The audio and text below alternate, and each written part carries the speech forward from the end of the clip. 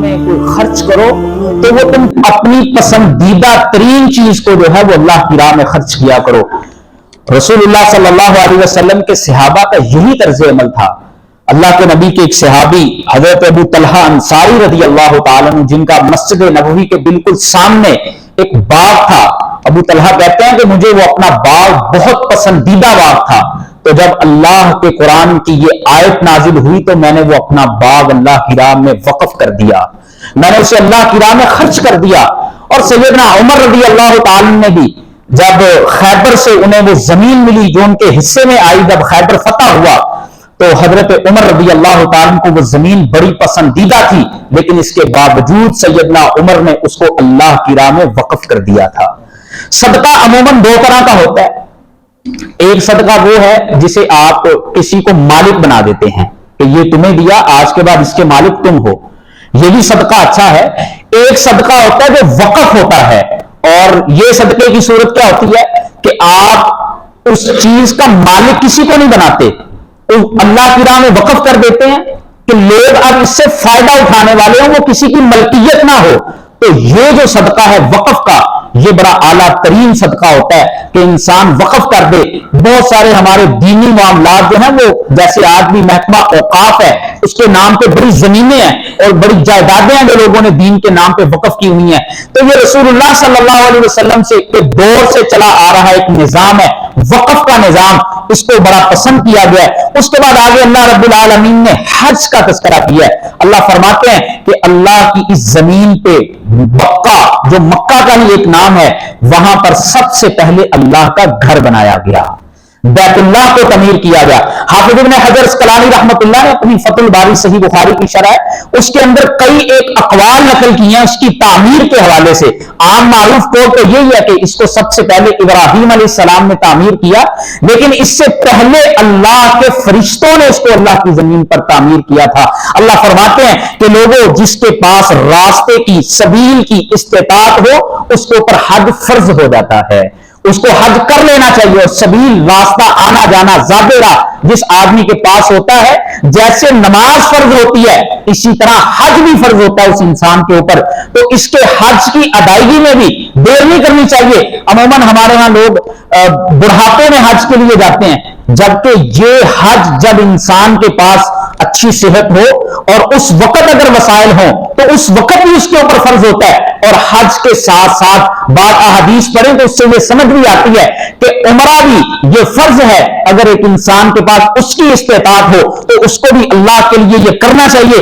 حج جو ہے یہ عموماً تین طرح کا حج، اس کا تذکرہ ملتا ہے حدیث میں۔ ایک حج تمتع ہوتا ہے، ایک حج قران ہوتا ہے، ایک حج مفرد ہوتا ہے۔ ہمارے ہاں عموماً یہاں سے جانے والے لوگ حج تمتع کرتے ہیں اور یہ 6 دن کے اوپر مشتمل ہوتا ہے۔ 8 تاریخ سے حج شروع ہو جاتا ہے جسے یوم الترویہ کہا جاتا ہے، اس کے بعد 9 تاریخ ہوتی ہے جسے یوم العرفہ کہا جاتا ہے، اور پھر 10 تاریخ ہوتی ہے جسے یوم النحر کہا جاتا ہے، اس کے بعد 11، 12 اور 13 ہوتا ہے، یوم القر ہوتا ہے، اور نفر اول اور نفر ثانی ہوتا ہے۔ یہ 6 دن کے اوپر مشتمل حج ہوتا ہے۔ اگر کوئی جمرات کی رمی پہلے دن کے بعد 11 کو بھی کر کے جانا چاہے تو شریعت میں اس کے لیے بھی گنجائش رکھتی ہیں۔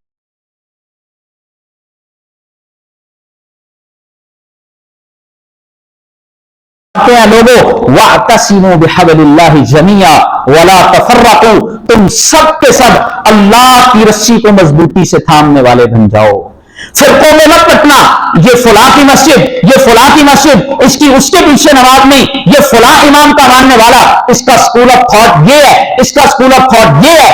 اللہ فرماتے ہیں تم سب کے سب مسلمان بن جاؤ، تم اللہ کی رسی کو تھامنے والے بن جاؤ۔ فَإِن تَنَازَعْتُمْ فِي شَيْءٍ، اگر کسی چیز میں اختلاف بھی ہو جائے، جھگڑا ہو جائے، فَرُدُّوهُ إِلَى اللَّهِ وَالرَّسُولِ، اسے اللہ اور اس کے رسول کی طرف لوٹا دیا کرو۔ اللہ اور اس کے رسول کا جو فیصلہ آ جائے وہاں پہ اپنی گردنوں کو جھکا دیا کرو، اس کے آگے یہ بات مت کیا کرو یہ فلاں کا فتویٰ ہے، یہ فلاں کا فتویٰ ہے۔ اللہ اور اس کے رسول کی بات کے آنے کے بعد کسی کی بات کی گنجائش رہتی نہیں ہے۔ اور یہ آج اللہ کا مسلمانوں پہ بہت بڑا فضل ہے۔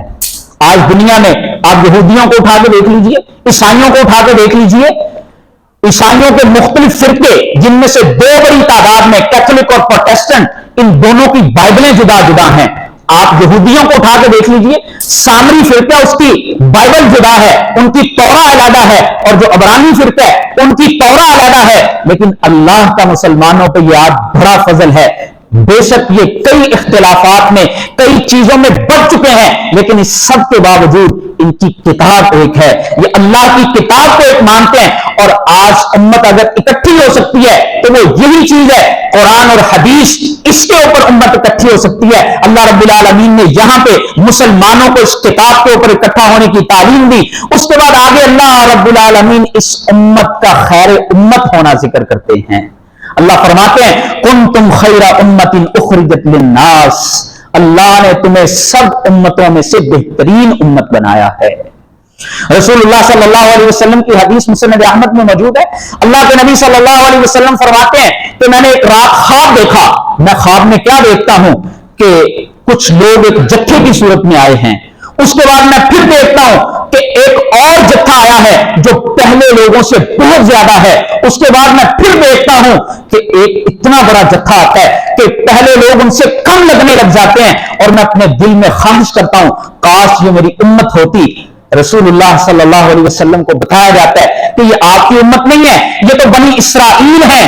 اس کے بعد اللہ کے نبی فرماتے ہیں میں دیکھتا ہوں کہ اتنی تعداد میں لوگ آتے ہیں کہ وہ ان لوگوں کے اوپر بھی غالب آتے ہیں، مجھے بتایا جاتا ہے اے نبی محمد صلی اللہ علیہ وسلم یہ آپ کی امت ہے، یہ اتنی زیادہ تعداد میں ہے۔ رسول اللہ صلی اللہ علیہ وسلم نے فرمایا کل قیامت کے دن میں تمہاری کثرت کی وجہ سے فخر کروں گا، اور رسول اللہ صلی اللہ علیہ وسلم نے وہی موقع پہ فرمایا میری امت کے کچھ لوگ ہوں گے جن کی تعداد ایک حدیث میں 70,000 اللہ کے نبی نے بتائی، آپ نے فرمایا میری امت کے یہ 70,000 لوگ جن کو اللہ بغیر حساب و کتاب کے جنت میں داخل کرے گا۔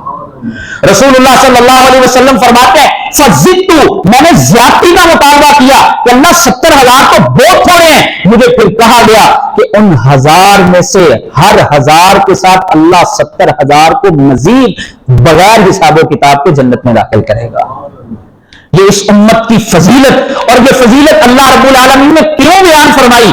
فرمایا تأمرون بالمعروف وتنہون عن المنکر، تم کام کون سا کرتے ہو جو اللہ کے پیغمبر اس دنیا میں آ کے کیا کرتے تھے، کیونکہ رسول اللہ صلی اللہ علیہ وسلم کے بعد نبوت ختم ہو گئی، آپ کے بعد کوئی نبی نہیں آئے گا۔ اب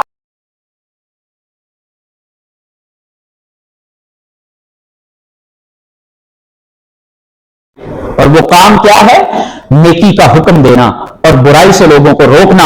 رسول اللہ صلی اللہ علیہ وسلم کی صحیح مسلم میں حدیث ہے، آپ نے فرمایا من رأى منکم منکرا فلیغیرہ، تم میں سے کوئی بھی کسی برائی کو دیکھے تو اس کو روکے۔ فرمایا بیدہ، سب سے سپرلیٹو درجہ کیا ہے؟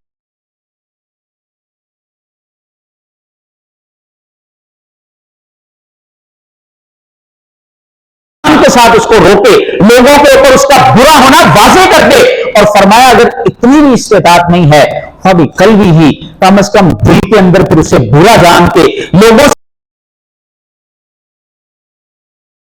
یہ ایمان کے کمزور ترین ہونے کی نشانی ہے۔ تو آج ہمیں اللہ نے جو اپنے گھروں کا ایک مسئول بنایا ہے، ہمیں رعیت دی ہے جس کے بارے میں قیامت کے دن ہم سے سوال کیا جائے گا، وہاں سے اس چیز کا آغاز کرنا چاہیے۔ ہم اپنے گھروں میں جو ہوتی ہوئی برائیاں دیکھیں، اپنی اولاد کی تربیت کے حوالے سے ان کے اندر اپنے ہاتھوں کے ساتھ بھی اگر اس کو روک سکتے ہیں تو ہمیں روکنا چاہیے۔ یہاں پہ اللہ رب العالمین نے اس چیز کا تذکرہ کیا، اس کے بعد آگے چل کے اللہ رب العالمین نے متقین کے کچھ اوصاف ذکر کیے ہیں۔ اللہ فرماتے ہیں متقین کون ہیں؟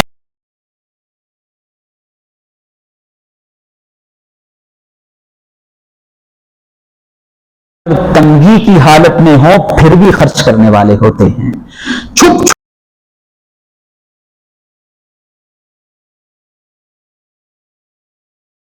تو یہ بھی ہے کہ وہ غصے کو پی جانے والے ہوتے ہیں، جب غصے کی حالت میں ہوتے ہیں تو کسی کے اوپر برستے نہیں ہیں۔ رسول اللہ صلی اللہ علیہ وسلم کے ایک صحابی نے کہا اللہ کے نبی مجھے کوئی نصیحت کیجیے، آپ نے فرمایا لا تغضب، اے میرے صحابی تو غصہ نہ کرنا.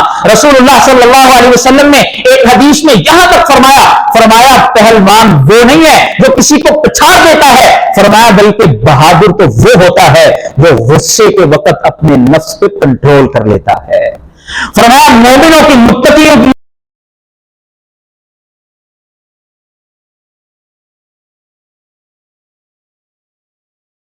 سے غلطی ہو جائے اس سے درگزر کرنے والے ہوتے ہیں, صرف نظر کر جاتے ہیں. اس کے بعد آگے اللہ رب العالمین نے غزوہ احد کا تذکرہ کیا ہے کہ جس میں مسلمانوں سے تھوڑی مسٹیک ہوئی, رسول اللہ صلی اللہ علیہ وسلم کے حکم کو نہ مانا, اس اجتہادی غلطی کی بنیاد پہ مسلمانوں کو نقصان اٹھانا پڑا.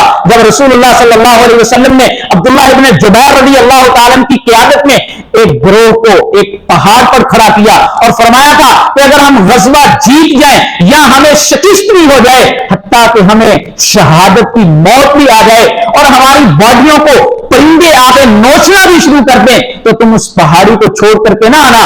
جب رسول اللہ صلی اللہ علیہ وسلم کے اس حکم کو نہ مانا تو اس کا نقصان کیا ہوا, 70 شہداء وہاں پر اللہ کی راہ میں اپنی جانیں دے گئے.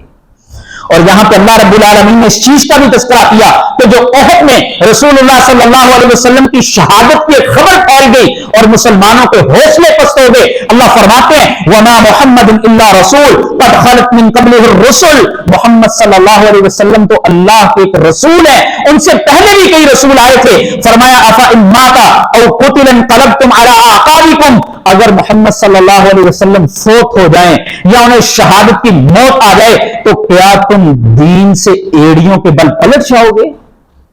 اور فرمایا جو تم میں سے ایڑیوں کے بل پلٹ جائے گا وہ اللہ کو کوئی نقصان نہیں دے سکتا ہے. اللہ اپنے دین کی حفاظت کرنے والے ہیں, اللہ اور رجال کو پیدا کر دے گا. اور یہی وہ آیا مبارکہ تھی جب رسول اللہ صلی اللہ علیہ وسلم اس دنیا سے گئے تو سیدنا ابو بکر صدیق رضی اللہ تعالی نے آپ کے منبر پر کھڑے ہو کے یہ آیت مبارکہ پڑھی. وہ عمر جو یہ کہہ رہے تھے کہ جس نے یہ کہا اللہ کے رسول دنیا سے چلے گئے میں اس کی گردن کو تن سے جدا کر دوں گا, وہ عمر کہتے ہیں جب میں نے یہ آیت مبارکہ سنی مجھے ایسے لگا کہ یہ آیت آج اور ابھی نازل ہوئی ہے.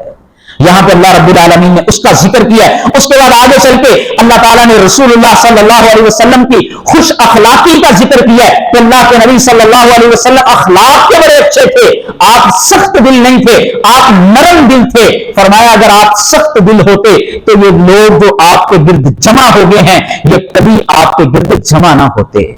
اور رسول اللہ صلی اللہ علیہ وسلم کو یہاں پہ ایک حکم دیا جا رہا ہے کہ یہ آپ کی جو ٹیم ہے, یہ جو آپ کے صحابہ آپ کے ساتھی ہیں, آپ جب کوئی کام کرنے لگیں تو ان کے ساتھ مشورہ کر لیجئے. فرمایا وشاورہم فی الامر, آپ ان کے ساتھ معاملات میں مشورہ کیجئے.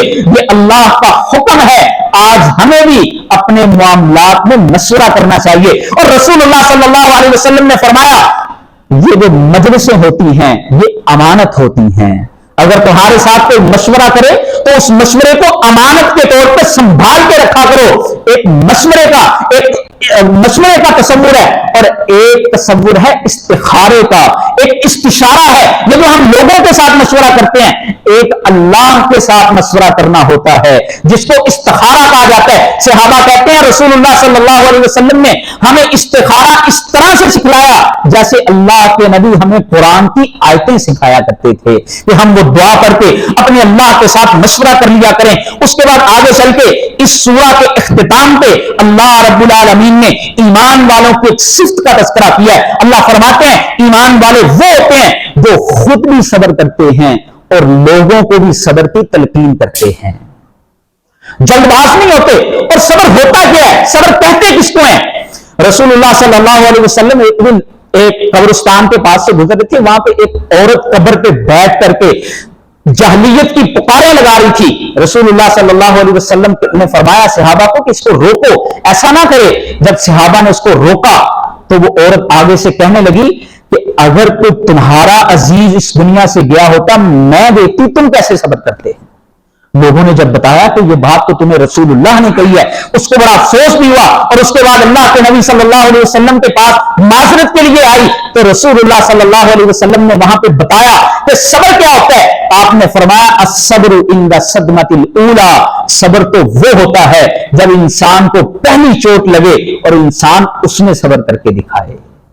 فرمایا صدمہ اولا کے وقت جو انسان صبر کرتا ہے یہ صبر ہوتا ہے۔ یہاں پہ یہ سورہ مبارکہ ختم ہوتی ہے، آگے سورہ النساء شروع ہوتی ہے۔ اس میں اللہ رب العالمین نے عورتوں کے مسائل کا ذکر کیا ہے۔ اس کے آغاز میں اللہ فرماتے ہیں اے لوگوں اس بات کو یاد رکھو، اس رب نے تم سب کو ایک جان سے پیدا کیا ہے، اسی سے اماں حوا کو پیدا کیا، اس سے پھر کثیر تعداد میں اللہ رب العالمین نے مردوں اور عورتوں کو پیدا کیا۔ اس کے بعد آگے چل کے اللہ تعالیٰ نے یتیموں کے احکامات کا ذکر کیا ہے۔ اللہ فرماتے ہیں یتیموں کے مالوں کو باطل طریقے سے مت کھایا کرو کہ تم ان کے مالوں کو جو ہے وہ باطل طریقے سے کھاؤ۔ ہاں اگر وہ مال کو سنبھالنے والے نہیں ہیں تم ان کے مال کو تجارت کے اندر لگایا کرو، کہیں پڑا پڑا ان کا مال سارا ختم نہ ہو جائے، اور اس میں سے اگر تم ان کے لیے ملازمت کر رہے ہو، نوکری کر رہے ہو، تو اس میں سے جائز طریقے سے تم کھا سکتے ہو۔ اس کے بعد آگے اللہ تعالیٰ نے یتیم بچیوں کا ذکر کیا ہے۔ اللہ فرماتے ہیں جب تم یتیم بچیوں کے ساتھ نکاح کرو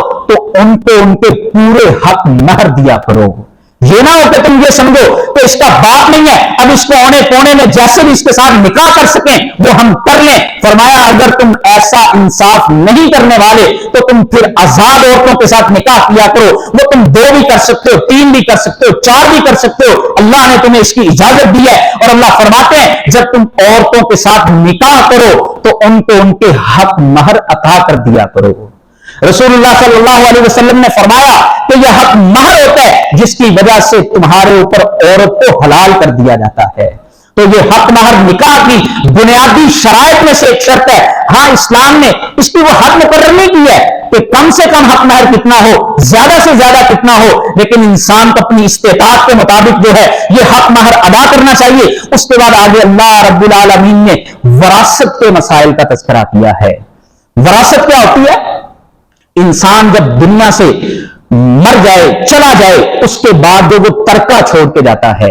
آج کل کچھ لوگ ہمارے ہاں اپنی زندگی میں وراثت کو تقسیم کرتے ہیں، یہ شرعی طور پر ٹھیک نہیں ہے۔ زندگی میں وراثت تقسیم نہیں ہوتی، زندگی میں اولاد کو تحفہ دیا جاتا ہے، اور اگر کوئی انسان اپنی زندگی میں ایسا کرنا چاہتا ہے تو پھر بیٹی، بیٹے اور ساری اولاد کے درمیان عدل کرتے ہوئے سب بچوں کو برابر حصہ دیا جائے گا۔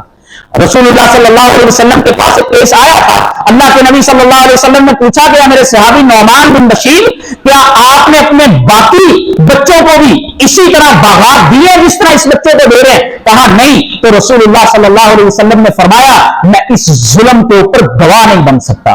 اور اسی طرح وراثت کے مسائل میں ہمارے ہاں ایک مسئلہ آج کل آپ کا بھی چل پڑا ہے کہ ایک بچے کے ساتھ اگر ذہنی طور پر ہم آندھی نہیں ہے، لڑائی ہے، کوئی مسائل ہے، تو لوگ آپ نامہ کر دیتے ہیں کہ اس کو میری جائیداد سے کچھ نہیں دیا جائے گا۔ یہ بھی شرعی طور پر ٹھیک نہیں ہے۔ صرف 3 چیزیں ہیں جس کی وجہ سے وارث کوئی کسی کا نہیں بن سکتا۔ پہلی چیز ان میں سے اگر کوئی اپنے باپ کو قتل کر دیتا ہے یا باپ بیٹے کو قتل کر دیتا ہے تو پھر وہ اس کا وارث نہیں بن سکتا۔ دوسری چیز اختلاف دین ہے کہ اگر بیٹا مسلمان ہو گیا، باپ کرسچن ہے، تو اس کی وراثت سے اس کو کچھ نہیں مل سکتا۔ اور تیسرا غلامی ہے، غلام کی اپنی کوئی وراثت نہیں ہوتی، وہ اس کے آقا کی ہوتی ہے۔ اس کے علاوہ وراثت کو اس کے مرنے کے بعد اولاد کے اندر جس حصے سے تقسیم کیا جائے گا اللہ تعالیٰ نے اس کا ذکر کیا ہے۔ رسول اللہ صلی اللہ علیہ وسلم نے اپنی حدیث میں کچھ ایسی چیزوں کا بھی ذکر کیا ہے کہ جن کا وراثت سے پہلے خیال کیا جائے گا۔ مثلا انسان اگر فوت ہو گیا،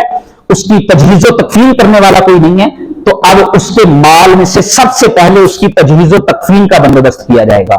اس کے بعد دوسری چیز یہ دیکھی جائے گی اگر اس کے اوپر کوئی قرض ہے تو اس کی وراثت میں سے، اس کے مال میں سے اس کے قرض کی ادائیگی کی جائے گی۔ اور تیسری چیز جو ہے اگر وہ کوئی وصیت کر کے گیا ہے جو زیادہ سے زیادہ اسلام میں 1/3 مال کی وصیت ہے، اس سے زیادہ وصیت سے منع کیا گیا ہے، پھر وہ وصیت کرنے کے بعد جو مال بچ جائے گا اس کو اولاد کے اندر تقسیم کیا جائے گا۔ اللہ تعالیٰ نے یہاں پہ اصول یہ بیان کیا ہے کہ جتنا ایک بیٹے کو دیا جائے گا اتنا 2 بیٹیوں کو دیا جائے گا۔ بعض لوگ اس کے اوپر اعتراض بھی کرتے ہیں کہ دیکھیں جی اسلام نے عورت کے ساتھ زیادتی کی ہے، اس کو آدھا حصہ دیا ہے. تو میں یہ کہتا ہوں محدثین نے اس کا جواب یہ دیا ہے کہ عورت کے ساتھ یہ زیادتی نہیں ہے. مرد کے ذمے کئی طرح کی چیزیں ہیں، کئی طرح کے اخراجات ہیں، لیکن عورت کو جو وراثت سے حصہ ملتا ہے، عورت کے ذمے کسی قسم کے کوئی اخراجات نہیں ہوتے. اور پھر عورت کو بسا اوقات کئی صورتوں میں حصہ مل جاتا ہے. بیٹی ہونے کی صورت میں اس کو حصہ ملتا ہے، بیوی ہونے کی صورت میں اس کو حصہ ملتا ہے، بہن ہونے کی صورت میں بسا اوقات اس کو حصہ مل جاتا ہے، ماں ہونے کی صورت میں سدس اللہ رب العالمین نے مقرر کیا ہے، اس کو چھٹا حصہ دیا جاتا ہے. اور پھر آگے چل کے اللہ رب العالمین نے اولاد ہونے یا نہ ہونے کی صورت میں میاں بیوی کا حصہ بھی بیان کیا ہے. اللہ فرماتے ہیں اگر تمہاری بیویاں تمہیں چھوڑ کر کے چلے جائیں تو اس کے بعد جو ہے ان کے مالوں میں سے اگر تمہاری اولاد ہے تو اللہ رب العالمین نے تمہارے لیے ربع مقرر کیا ہے اور 8واں نصف حصہ مقرر کیا ہے. اگر اولاد نہیں ہے تو پھر تمہیں اس میں سے نصف ملے گا، اگر اولاد ہے تو پھر تمہیں ربع چوتھا حصہ ملے گا. اور اسی طرح بیویوں کے لیے بھی یہ حصہ بیان کیا. اللہ فرماتے ہیں اگر خامن کی اولاد ہے